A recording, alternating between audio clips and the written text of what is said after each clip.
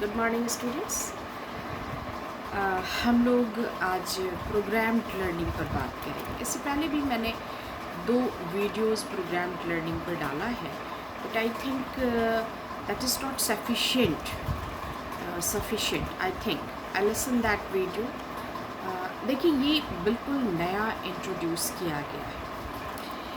ऐसा नहीं है कि साइकोलॉजी में इस तरह की चीज़ें पहले नहीं थी।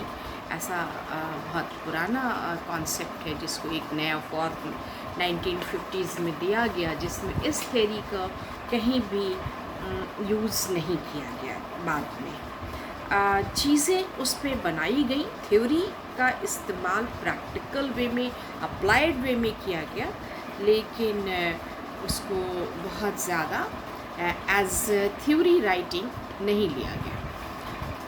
लेकिन ये काम आपको 1950s में ही हुआ। 1950s में बहुत तेज़ी से इस पर वर्क किया।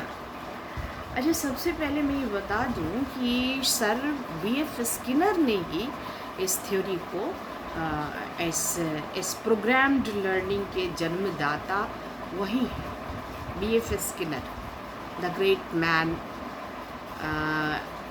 the great behavioral psychologist from America। तो B.F. स्किनर के बारे में आपको इतना पता है कि वो कंडीशनिंग के बहुत बड़े फॉलोअर थे, और कंडीशनिंग को उन्होंने अपने लर्निंग थ्योरीज़ में बहुत जगह दी।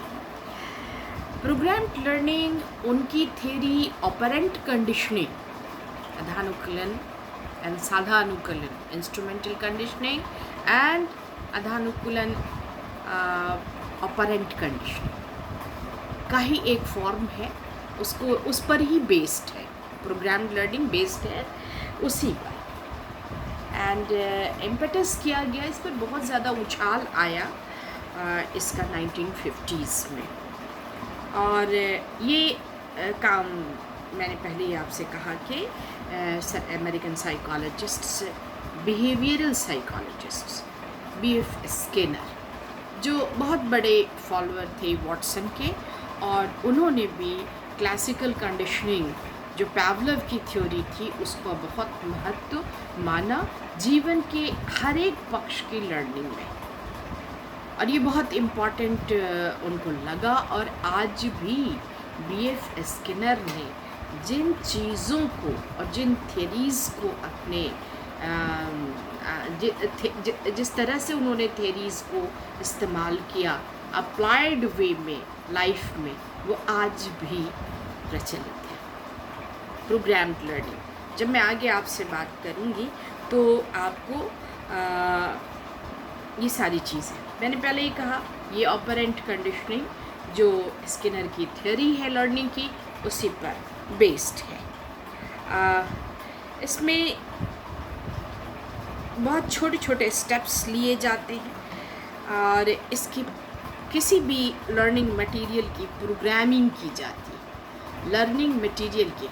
अच्छा, सीधे सीधे अगर इसको हम बात करें बहुत सारे इसमें, तो ये एक तरह का टीचिंग एंड लर्निंग मेथड है जो रिसर्च स्कॉलर्स को बहुत ही मदद देता है, फ़ायदा करता है, बहुत कोऑपरेट करता है उसमें। और इसका जो बेसिक टर्म है, बेसिक जो इसका है, वो 3 कीवर्ड्स इसमें लिए जाते हैं, या स्टाइल ऑफ जो है वो 3 टाइप्स ऑफ। ये इसमें B.F. स्किनर ने इस बात का बहुत समर्थन किया कि अगर हम लर्निंग मटेरियल्स के साथ कुछ मैनिपुलेशंस एंड कुछ स्टेप्स, स्मॉल स्टेप्स अगर हम ले लेते हैं, तो इट विल बिकम, ये एक बहुत आसान तरीका हो जाएगा पढ़ने का, और learning speed and pacing and quality, इन सब चीज़ों को बढ़ाने का एक बहुत आसान तरीका बन जाएगा। तो ये उन्होंने डिसाइड किया, और उसको इस मेथड को वेरीफाई भी बहुत सारे साइकोलॉजिस्ट्स ने किया, और उनका भी मानना था कि the suggestion about programming of learning materials it's a very good step. अब यहाँ पर पहली बात आती है कि यहाँ पर BF स्किनर ने एंड बिहेवियर साइकोलॉजिस्ट और भी जो उनके ग्रुप के थे, उन सबों ने इस बात का प्रस्ताव किया कि इसके ये दावे उन्होंने ऑपरेंट कंडीशनिंग पर बेस्ड था, तो इस पर उन्होंने कहा कि ये 3 टाइप्स ऑफ प्रोग्रामिंग उन्होंने सजेस्ट किया। 3 टाइप्स ऑफ प्रोग्रामिंग उन्होंने सजेस्ट किया। पहला लीनियर प्रोग्रामिंग, लीनियर यानी लीनियर प्रोग्रामिंग करने कि एक लाइन से फ्रेम्स बनाए, first step, second frame, third frame, fourth frame, fifth frame, वहाँ तक गए, और उसके बाद जो पहले प्राइमरी बिहेवियर लिया, उसके बाद चढ़े तो first step, second step, third step, fourth step, fifth step, and this is linear line में बनाया उन्होंने। और उसके बाद से लास्ट में जो last behaviour, and that is the success behaviour जिसको कहते हैं, इसमें लीनियर बिहेवियर प्रोग्रामिंग इस तरह से की। 5 उसके बाद उन्होंने ब्रांचिंग की, तो हम लोग ब्रांचिंग प्रोग्रामिंग ऑफ ब्रांचिंग किया उन्होंने। और उसके बाद मैथेटिक्स जो है वो ज़्यादा कॉम्प्लेक्स लर्निंग मटेरियल्स के साथ लाए और ब्रांचिंग किया।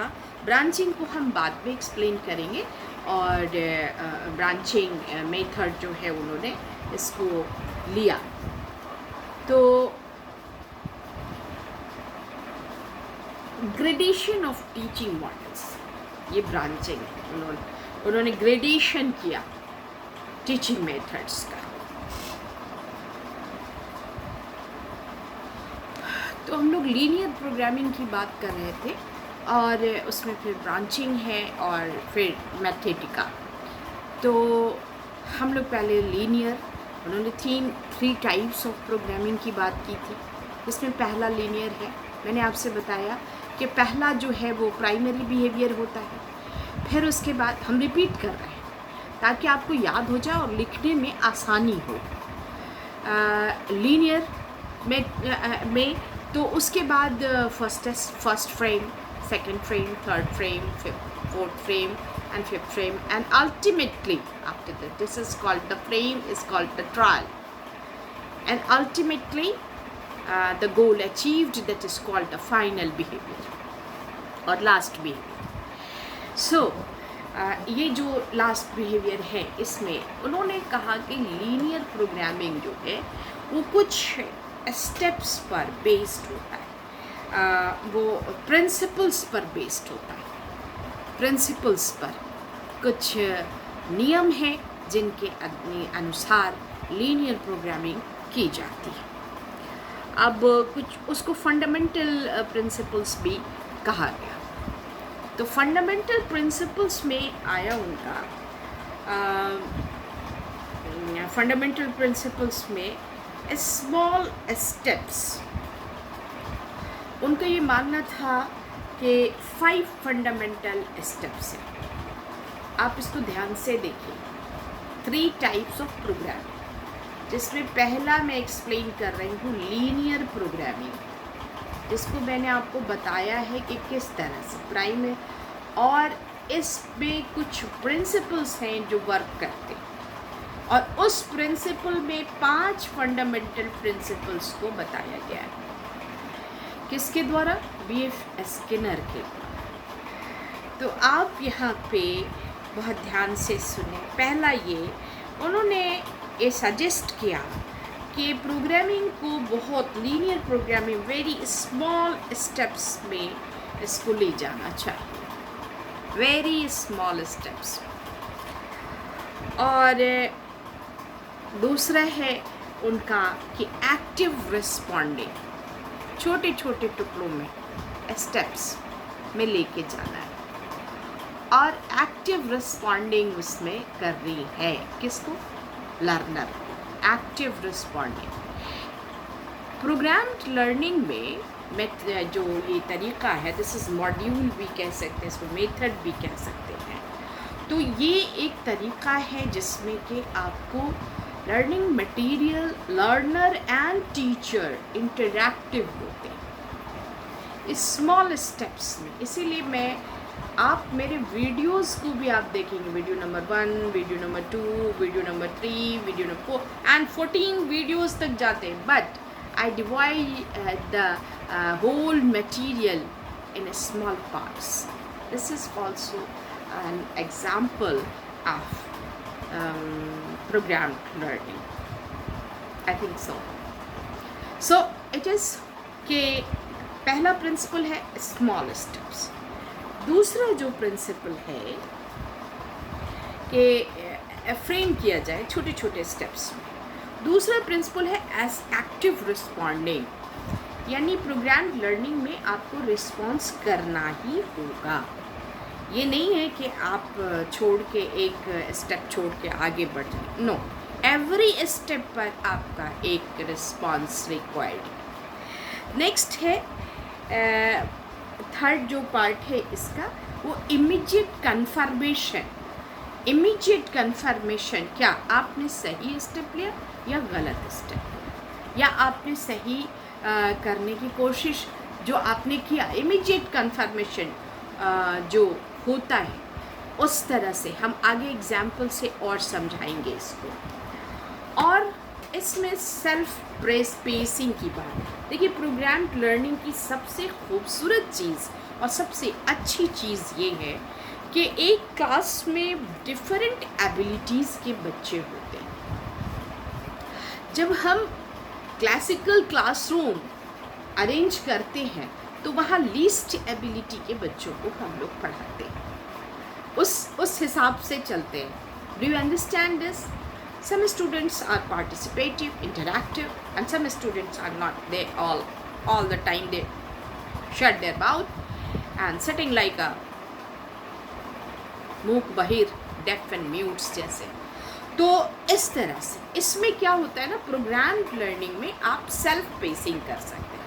आप अपने से मटेरियल को सीख के, जो बच्चे फास्ट लर्नर हैं, जो बच्चे बहुत तेज़ी से सीखते हैं, उनके लिए प्रोग्राम लर्निंग जो है वो बहुत अच्छी होती है। एक लेवल क्रॉस किया, दूसरा लेवल क्रॉस किया, तीसरा लेवल क्रॉस किया, and they cross the whole material वो क्रॉस करके आगे निकल जाते हैं। तो it is very good for the fast learner, जिससे टीचर को भी ये पता चलता है कि these students are doing very well, and the concentration जो हमारा ध्यान केंद्रित होना चाहिए वो किस पर, तो ऐसे बच्चों पर जो कॉम्पीट नहीं कर पा रहे, जिनकी कॉम्पिटेंसी कम है।